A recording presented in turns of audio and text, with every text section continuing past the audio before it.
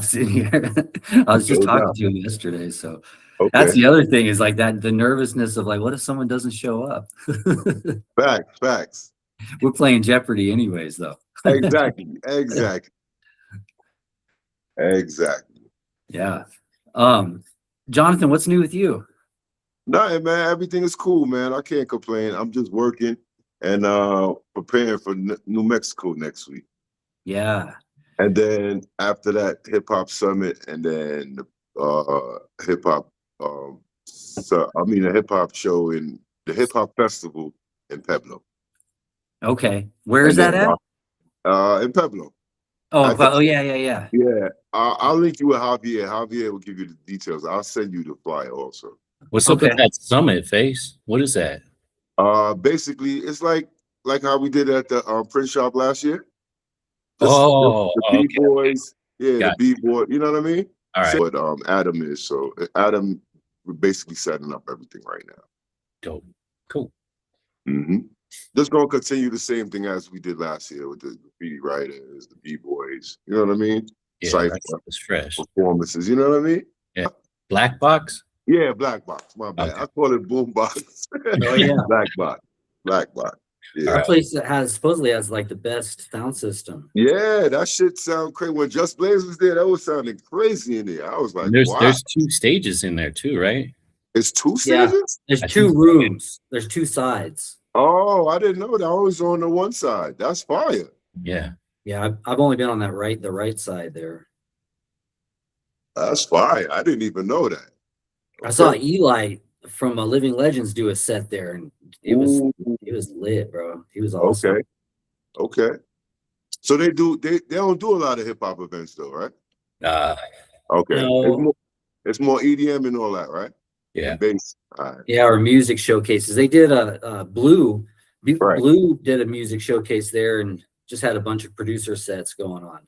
Oh, okay. I didn't know that. That's dope. Yeah. How long ago was that? That was right before the Just Blaze show, because I remember like seeing flyers for Just Blaze like at the Blue show. Yeah. Oh, I didn't even know that. That's crazy. All right. Yeah, but I bet Grouch and Eli performed there. It sounded like Eli wanted to come back because the sound system's so good. Yeah, the sound system is crazy in there. And I could just imagine performances. Like, I know it's set up for DJs, so I can imagine how the performances would be. You know what I mean? Yeah. All right. Look at Greybeard. He's got the best background. Right. Well, you in the backyard? Yeah, I'm up in my mom's house in Wyoming. Nice. Chilling. All right. Sky said about 5 minutes. All right. He's on rapper time. Nice. Oh man.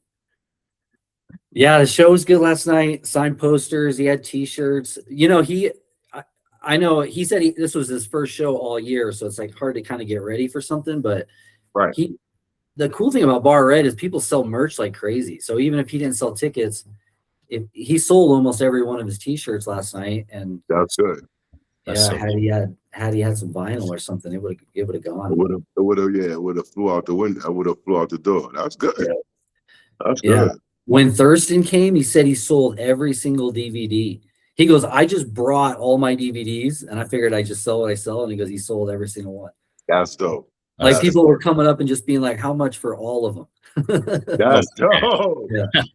That's dope. That's like Three Gods when they did their show there. I'm pretty sure they fucking sold out of pretty much everything, man. So that's good. That's dope. Yeah, that's good. That means that merch is still valid. You know what I'm saying? One of the last things. Merchandise is huge. CDs, cassettes, vinyls, shirts, hoodies, hats, beanies, any type of apparel, download cards, posters, all that. One of the last things. Yeah. And I think people want to support. I think sometimes people buy stuff they don't even want because they're just like, well, how can I support? You know? Right. Just to support it. Yeah. And then maybe later, because now everything is collectors, you know what I mean? It might be a collector's piece later and more valuable later. You know what I mean? Yeah. Yeah.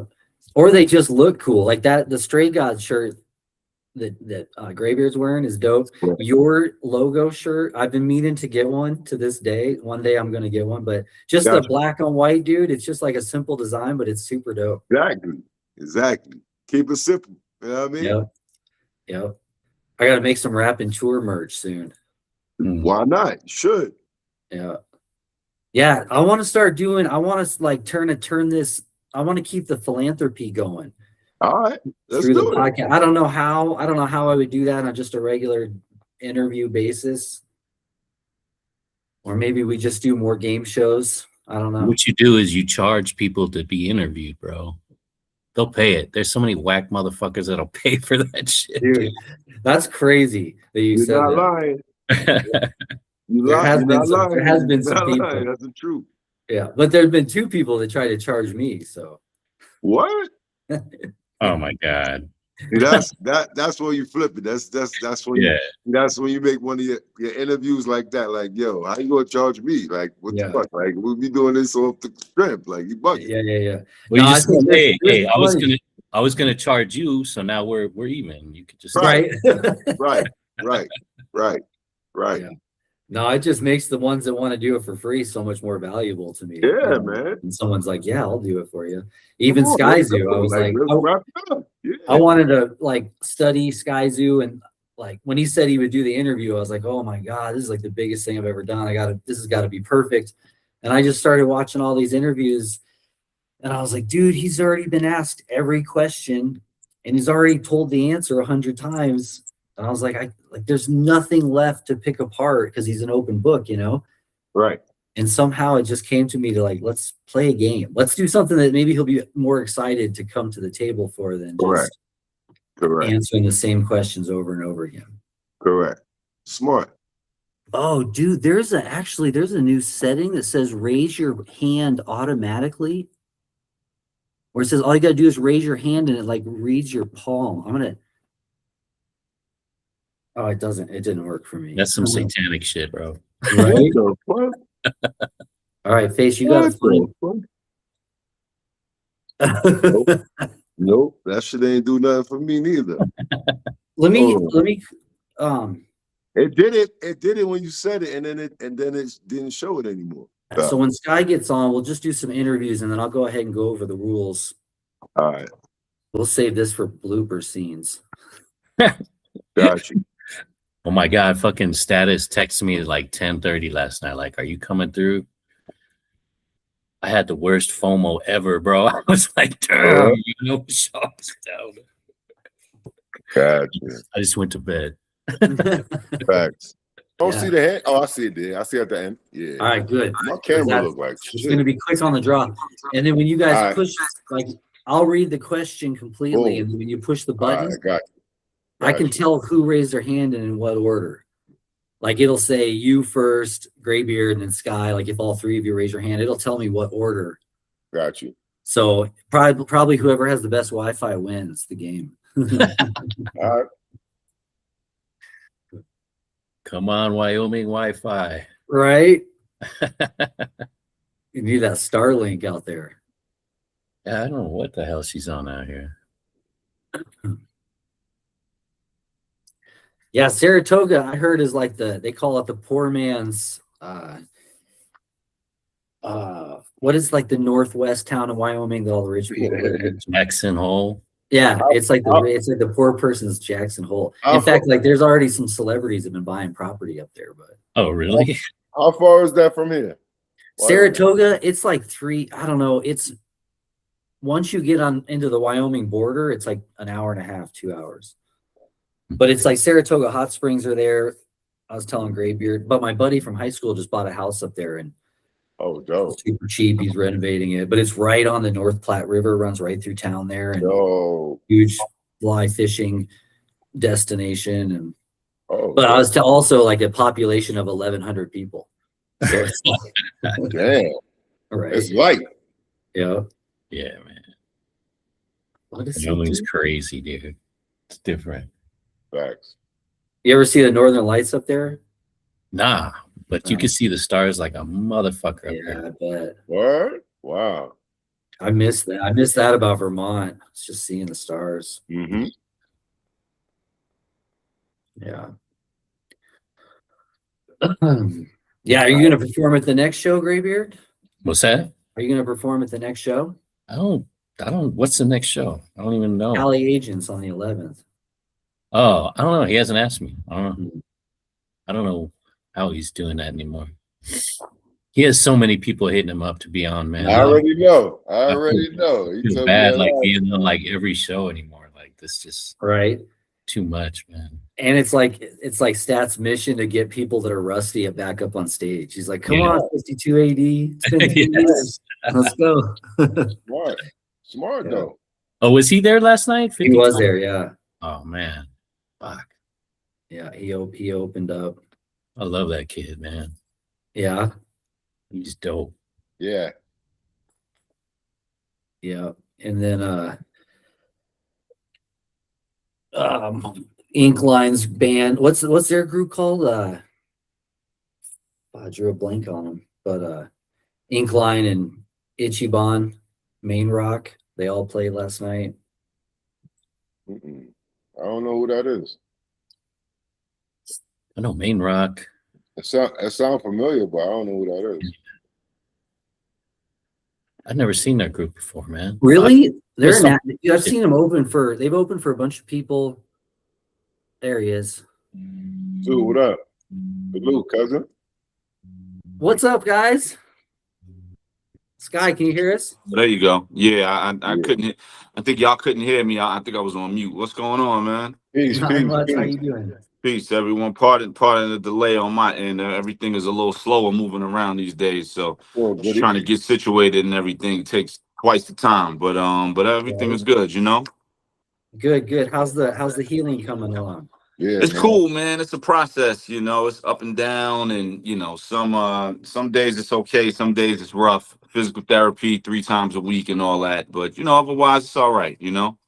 Yeah, that physical therapy helped though. I ain't gonna hold you. Oh, 100%. Yeah, I'm on that. You know what I mean? I don't play around with that, man. So you know, I never miss them. I'm never late. You know what I mean? Yeah, same. You doing acupuncture too or no? No, not yet. I asked them about that. They said it would help a little bit, you know, as far as just some of the pain. Definitely try it though. I'm telling you. Yeah, you did it? Yes, it works. Okay, word.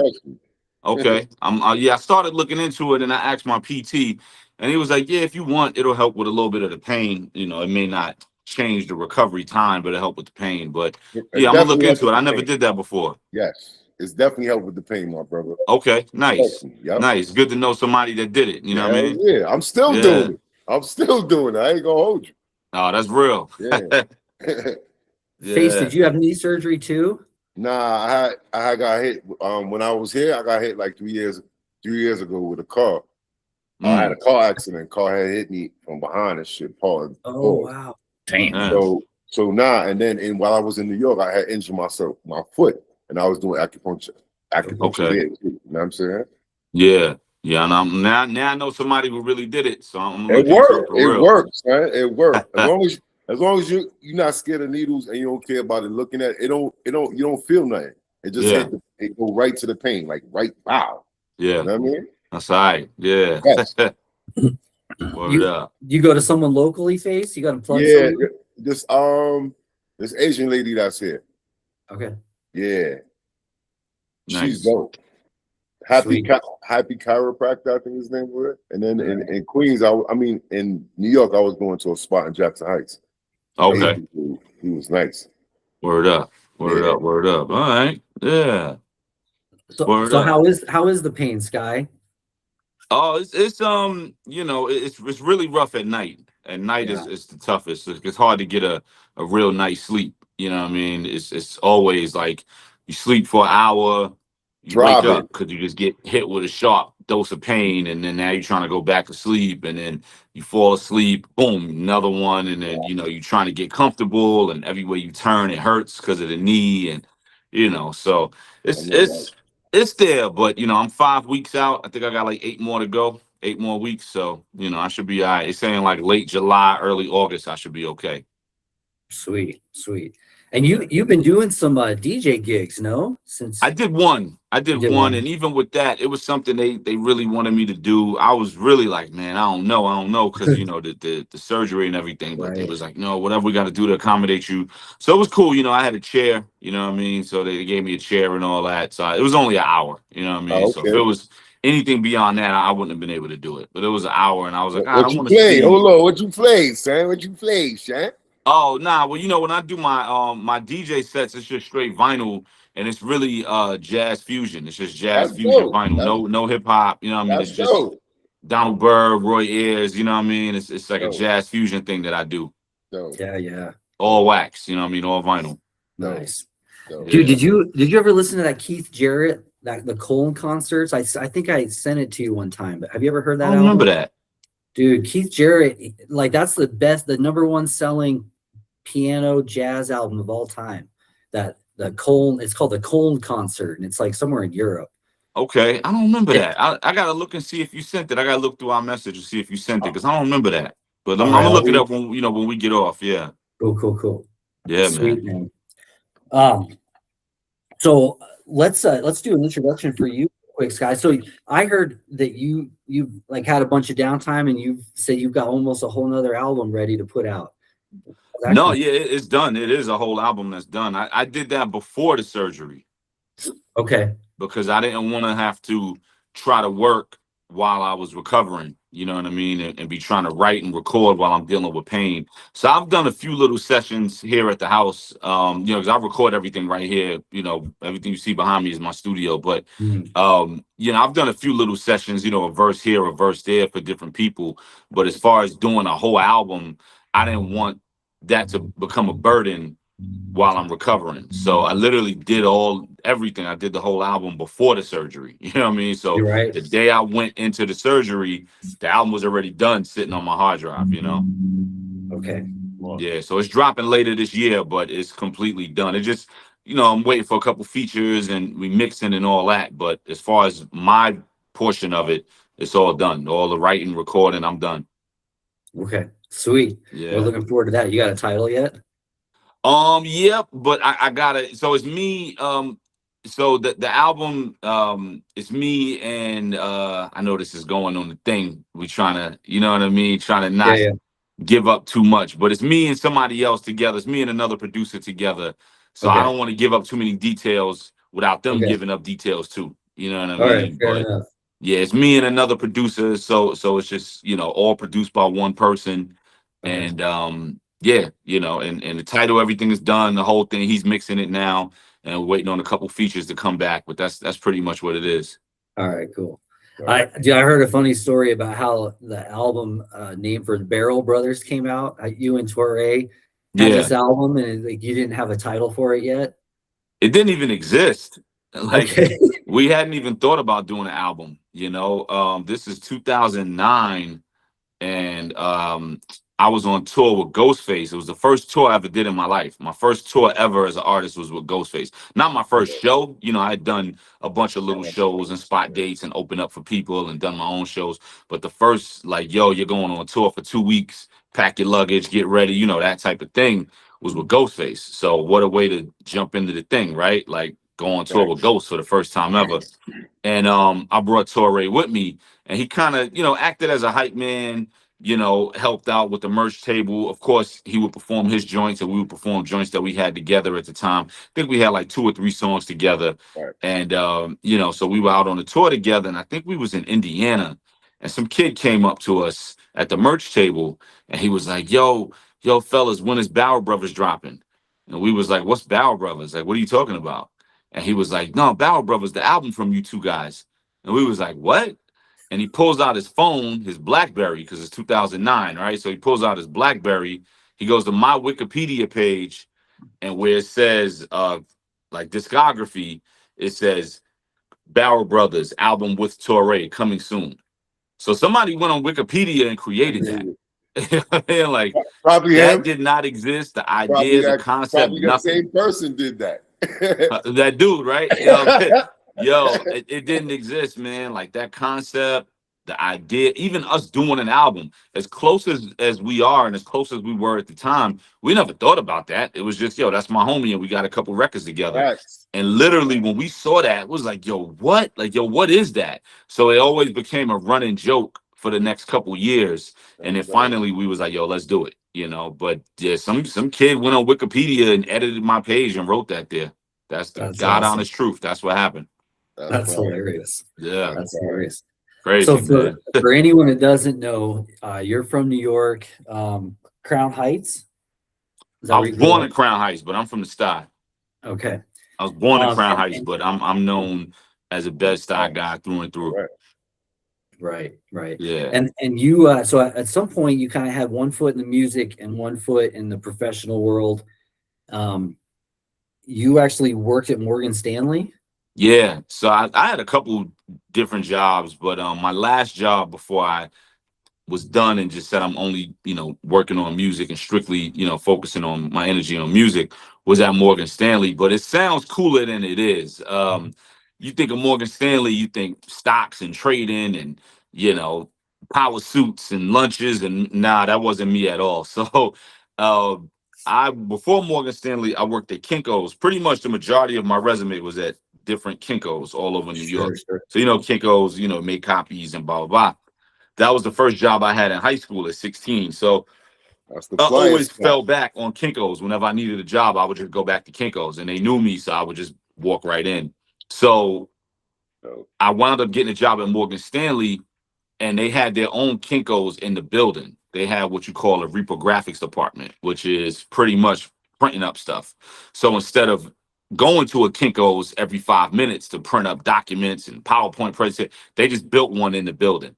So I worked in the print department at Morgan Stanley. So I definitely worked for Morgan Stanley. I was a Morgan Stanley employee, but I wasn't a stockbroker. I printed stuff. Yeah, like I made copies of PowerPoint presentations and files and stuff like that. I worked in the print department, but I had a Morgan Stanley badge. I had to dress up every day: shirt, tie, slacks, hard bottoms. I got fired. What's funny, man? I wish I knew the date. But I got fired June 2006. So next month is 20 years. Okay. I got fired June 2006 from Morgan Stanley. And I said, I'm never getting another job again. And I never did. Okay. So 20 years, I said, I'm done. Because I was really upset that I got fired. I got fired over some nonsense. So I was really upset that I got fired. Right. And at the time, I had just finished up my first project, that was going to be retail EP. With Ninth Wonder, Cloud 9. So I got an EP rather, in the can with Ninth Wonder, Jay-Z's new hot producer, little brother, all these things. He's popping. He's on Destiny's Child album. He's on Mary J. Blige album, blah, blah, blah. I got an album with this dude. I still go to work every day, and y'all are firing me? Man, I'm out of here. You know what I mean? So that was kind of my theory. I was like, yo, y'all don't even know, what I'm doing outside of work and the people I'm rubbing shoulders with. And mind you, I'm 23, 24 years old. But I'm like, man, y'all don't even know. I'm like, yo, I'm done. And I said I'm never looking for another job again, and I didn't. Yeah. Weren't you on the phone with a friend that was trying to get you to get into the music more or dive in? Isn't that what wasn't the music? He was trying to get me to get into something else. Yeah. It wasn't the music, you know what I mean? And that was the part that was so, upsetting about getting fired. Like one of my boys, who was outside, real heavy, he had called me like, yo, man, we about to go out of town and boom, boom, boom. Yo, take this ride. You can get XYZ with us. And I was like, nah. So I'm on the phone with my man, turning the opportunity down, and wound up late from lunch because of the phone call. And I got fired. You know what I mean? So I was like, yo, I got fired because I was on the phone trying to do the right thing. You know what I mean? And that's what really pissed me off. And I was like, yeah, I'm done, B. That's what. So if you listen to The Salvation, which came out 3 years later, there's a record on there called For What It's Worth. That record is about that day when I got fired. So the moment I got fired, I was like, yo, this has to be a record.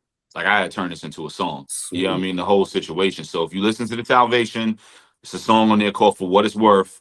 that record. It's too much money and cocaine for me to be playing broke game on like the 9 to 5s with the no names. But here I be 9 to 5 in it with all of them no names and trying to figure out who I'm. You know, like that song is about that day. You know, about getting a call.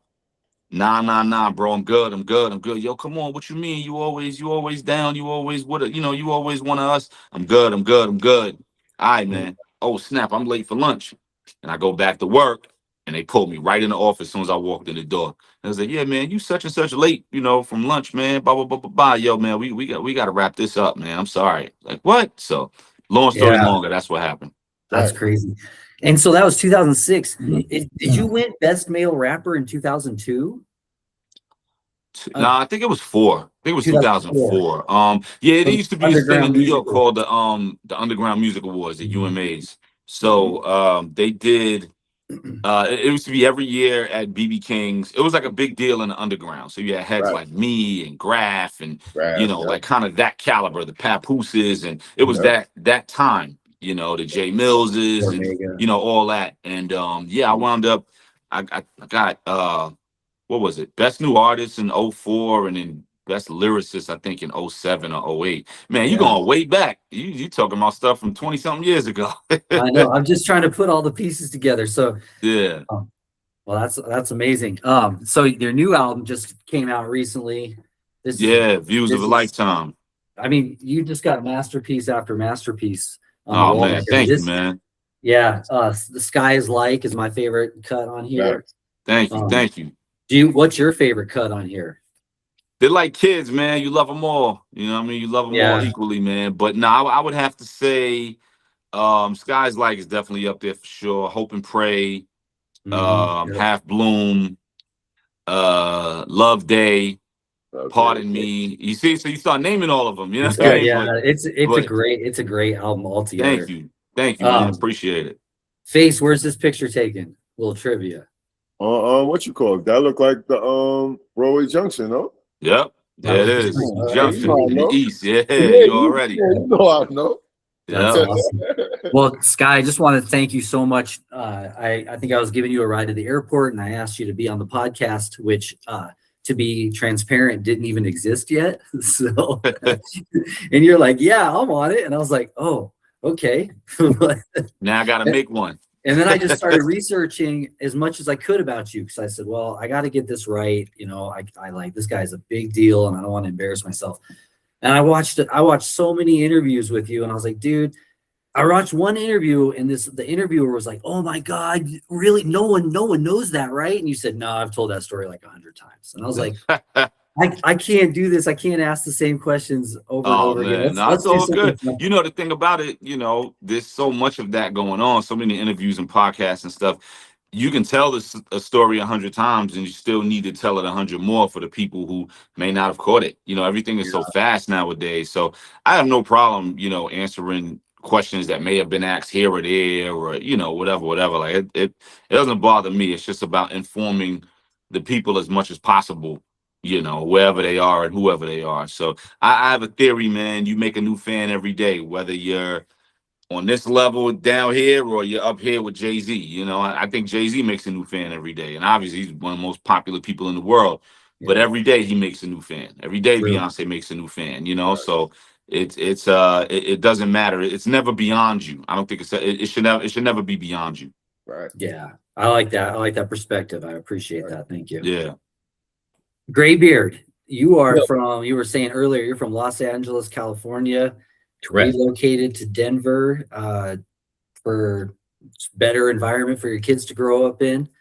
You took a break from hip hop and then you came back. And that's when I met you. You want to tell us a little bit about your history in hip hop? Yeah. So yeah, you're right. I started out in LA. I moved out to Denver in 2002.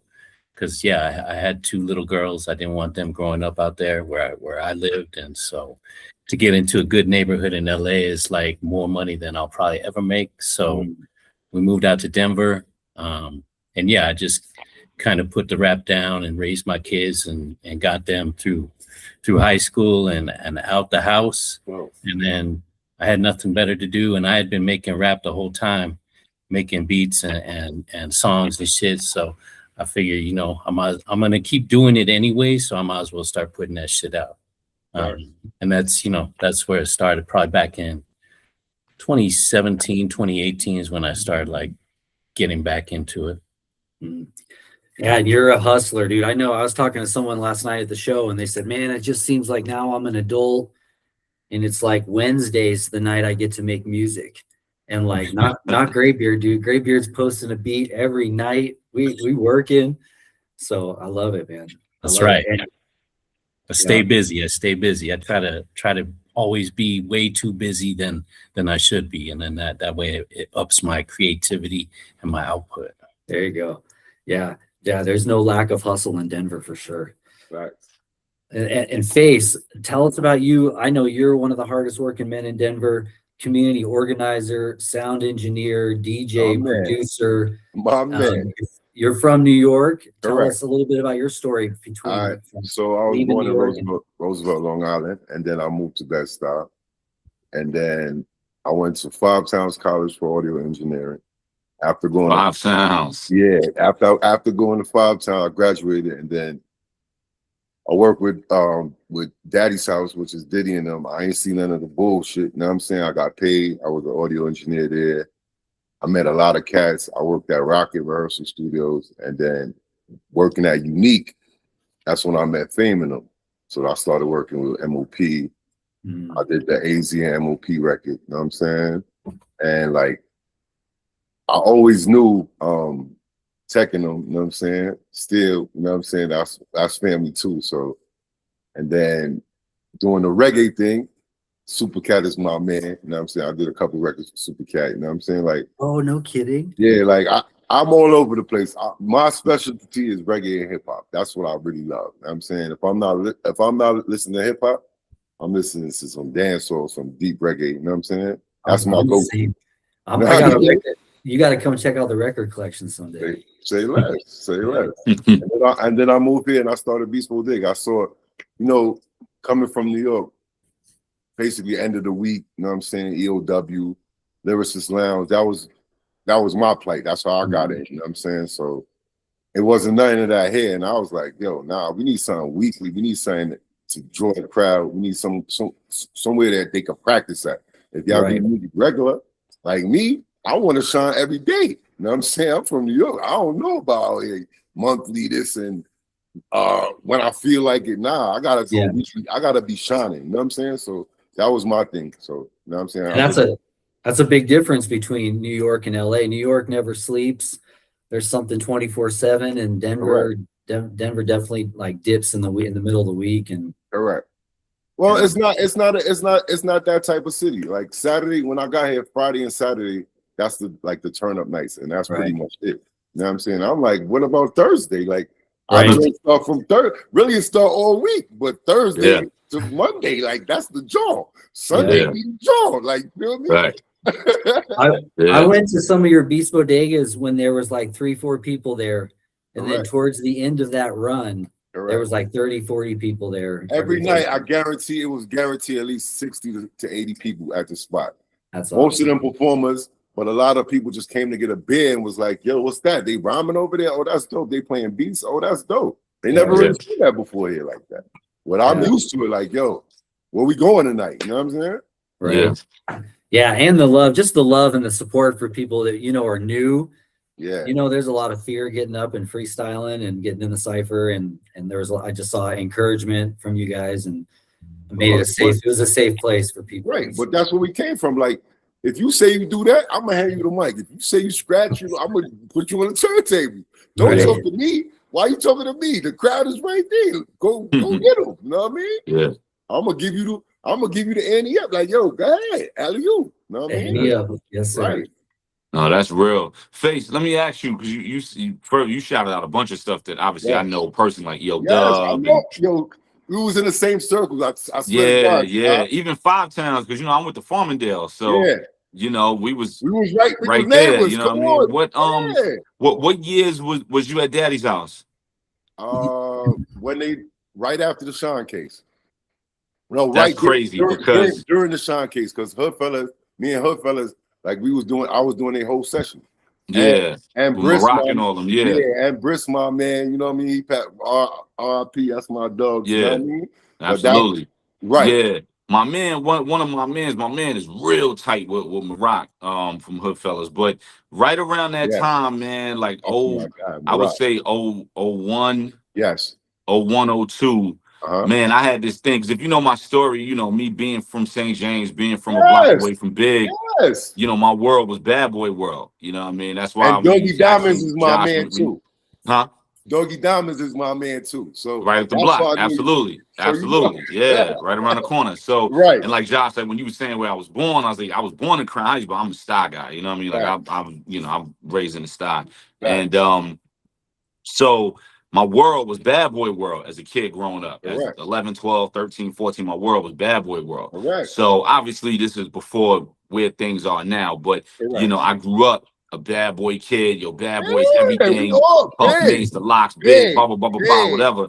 So, so in 01, I would say 01, 02, I used to go to Daddy's house every day and stand outside with my tape trying to get in the building. So that's why it's funny that you said you was in there. I probably saw you. 100%. I probably was upstairs, but I already knew we already because of Maroc and Doggy Diamonds already, and then just doing different end of the week lyrics. Of course, absolutely. So when you was going in and out Daddy's house, you know, working, doing whatever, I was sitting right there. I used to sit. There was a hydrant right there, right and I used to sit on that hydrant every night. That's and that crazy. Hydrant was so horrible to sit on. Pause. You know what I mean? But I used to sit because I used to stand there. Come on, I know. Yeah, because I used to stand there and I would get tired. I would sit on the hydrant, and then if I had to take a leak, I'll run around the corner to the McDonald's or hit a tree or something like that. But I would be so scared. I'm like, yo, the moment I leave and go take a leak, son gonna walk in the building. You know what I mean? I'm trying to catch Puff. So I was, I gotta go, and I would run for 30 seconds and then come back. And I would see everybody coming. I would see Loon come in and Mark Curry and everybody come in, but I never saw Son come in the building. You know what I mean? But my goal was, I gotta get my tape to Son because I know what it is. I know I can shake up here. So it's just funny that you was like, you was up there working. I was trying to get in the building, and here we are. You know what I mean? See? Love, brother. It's crazy, yeah. Yeah. The world is small. I be trying to tell people, man, the world is small. Absolutely. Yo, I could listen to this shit all day, man. I love this. Big respect. I got 100 of those, man. My Bad Boy stories, my Rockefeller stories, my Rough Rider stories. I got 100 of those, man. You know what I mean? So yeah. Thanks.